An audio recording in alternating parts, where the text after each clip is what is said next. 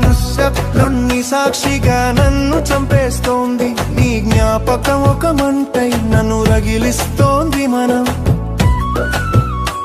రాసుకున్న కథలో నేను ఒక అక్షరాన్నేనా, అవసరం తీరాక చెరిపేసే సంతకాన్నేనా, ప్రాణం పోసే అమృతం అనుకున్నా నీ ప్రేమని, కానీ అది ప్రాణం తీసే హాలాహలమని తెలియలేదు.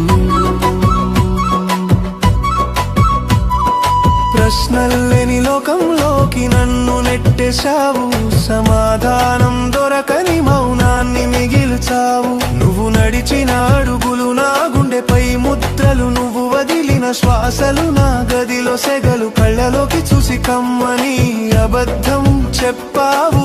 ఆ మాయలో నన్ను నేను మర్చిపోయేలా